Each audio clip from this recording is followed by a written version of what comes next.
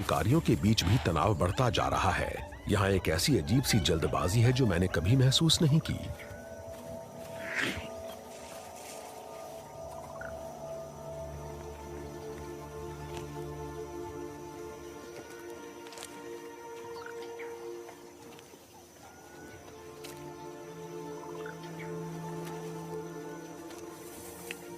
कुछ प्रजातियों के लिए तो जैसे पर्याप्त खुराक है ही नहीं और इनकी ये संख्या बढ़ती ही जा रही है। भूख, चोटों या प्यास की वजह से मरने वाले जानवरों की संख्या काफी बड़ी है।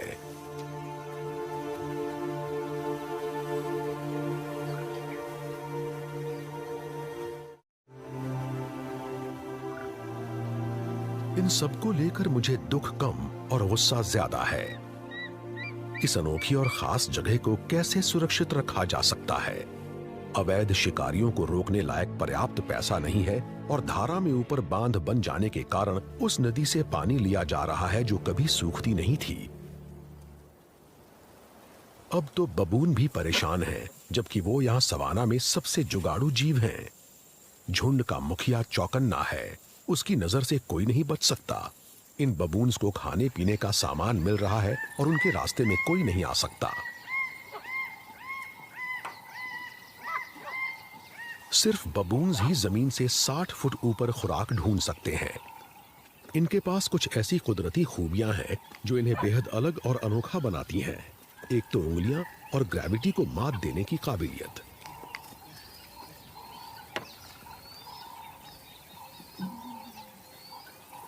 इनमें से सबसे फुर्तीले सबसे पहले खाते हैं, लेकिन वो नीचे मौजूद अपने उस परिवार को नहीं भूलते जो पेड़ पर से नीचे गिरने वाली खुराक का इंतजार कर रहा है। ये पके हुए फलों की दावत उड़ाने में इतने व्यस्त हैं कि ये देखते ही नहीं कि खतरा बहुत करीब है।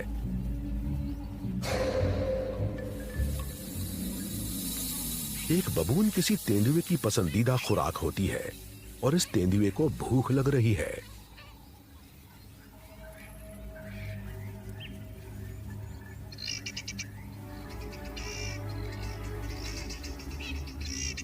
हिरण चुनौती का संकेत हो सकते हैं। अगर वो शांत हो तो समझिए कि आसपास कोई शिकारी नहीं, लेकिन अगर वो भागने लगे तो समझो कि मामला गड़बड़ है।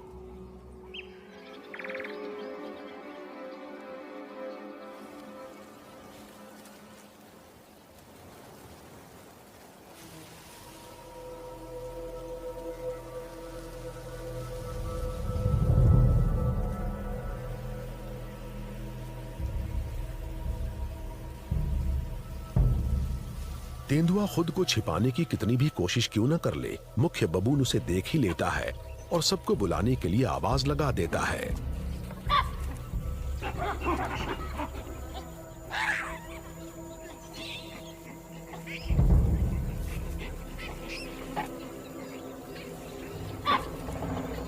मगर बड़े नर अपनी छाती को कितना भी क्यों न फुला ले, ये किसी तेंदुए के सामने तो नहीं टिक सकते। एक तेंदुआ किसी बंदर का काम चुटकियों में तमाम कर सकता है।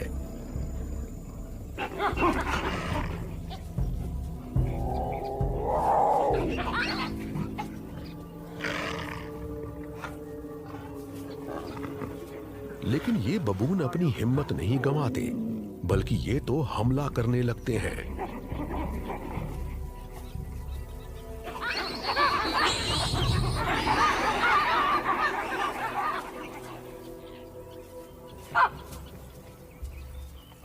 देखकर हैरानी हो रही है कि तेंदुआ संख्या के मामले में मात खा गया है और अपने टीम वर्क के जरिए बबून आज जीत गए।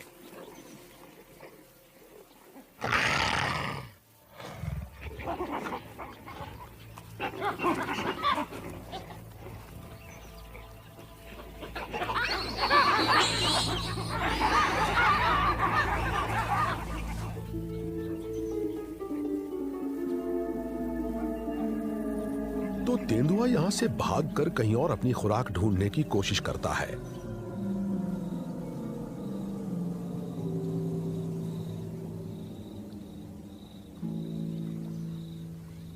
इससे यह पता चलता है कि बबून्स बाकी जीवों के मुकाबले काफी सख्त जान साबित हो सकते हैं। ये किसी को भी न तो अपने इलाके में और न ही अपनी खुराक के आसपास फटकने देते हैं।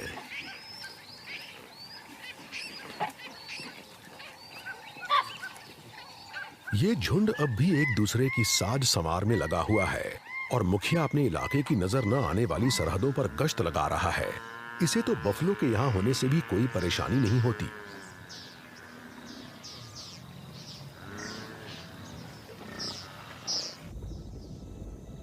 मैं पिछले 10 सालों से यहाँ के सभी जानवरों को फिल्माता रहा हूँ, लेकिन मुझे सबसे ज्यादा लुभाता है बफलो।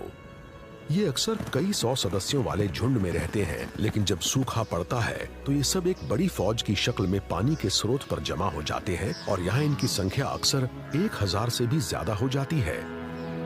मैंने यहाँ कभी भी इतने सारे बफलोज नहीं देखे।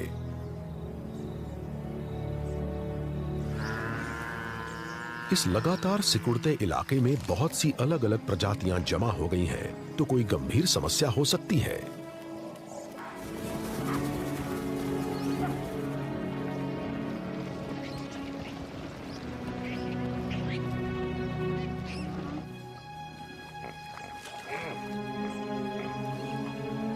ये ऐद शिकारियों से बचकर भाग रहे हैं जो पाक की संरक्षित सीमाओं में घुसपैठ कर रहे हैं।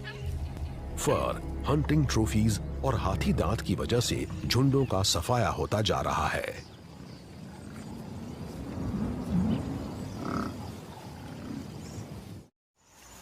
करीब 21,000 वर्ग किलोमीटर के इस इलाके के छोरों पर धान उगाने के लिए पानी की दिशा बदल दी गई है। अब यहां सड़कें और शहर दिखने लगे हैं, लेकिन कम से कम यहां पानी के कुछ स्रोत अब भी बचे हुए हैं और इसी वजह से यहां इतनी सारी अलग अलग प्रजातियां जमा हैं और उनके लिए यहां रहन सहन के हालात मुश्किल भी हो गए हैं।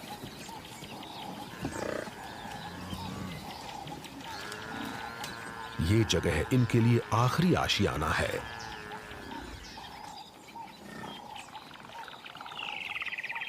लेकिन पहले इन्हें पानी तक पहुंचना होगा और बफलो को इनका यहां आना पसंद नहीं।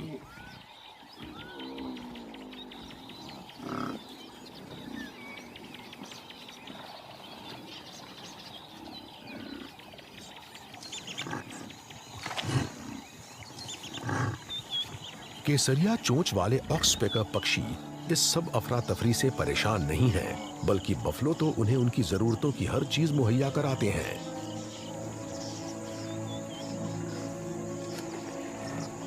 बफलो पर सवार हो जाने के बाद इनके ये छोटे छोटे मददगार वहीं जम जाते हैं।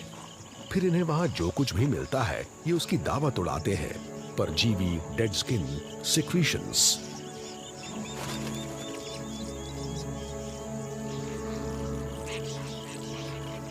अब तक तो इनके बीच का ये लेन देन मुझे काफी स्मार्ट लगता रहा है, लेकिन अब मैंने कुछ ऐसा नया देखा है जो काफी परेशान करने वाला है।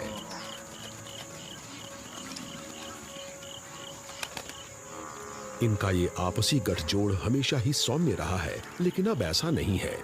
अब ऑक्सपेकर्स सिर्फ बफलो की सफाई ही नहीं करते, बल्कि ये तो उनके खुले घामों में चोंच भी मारने लगे हैं। दरअसल इन्हें खून पीने का चस्का लग गया है।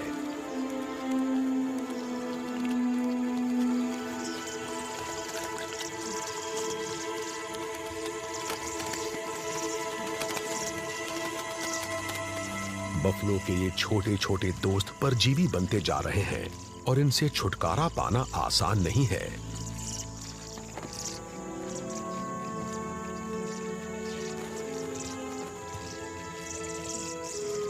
लेकिन ऑक्सपेकर्स के साथ एक अच्छी बात जरूर है, कोई खतरा होने पर ये चेतावनी दे देते हैं।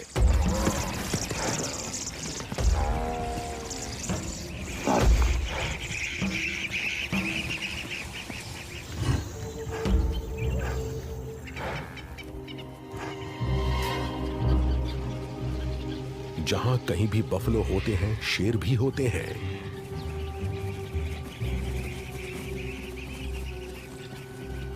यहां कमाल की बात यह है कि बफलो का ये झुंड इन शिकारियों के सामने डटा हुआ है, जैसे इनसे लड़ने के लिए उत्सुक हो। नर मादाओं और बच्चों के इर्द गिर्द एक दीवार सी बना लेते हैं और एक बार में कुछ बफलो हमला करते हैं। युवा नर हमलावर, ताकतवर और दृढ़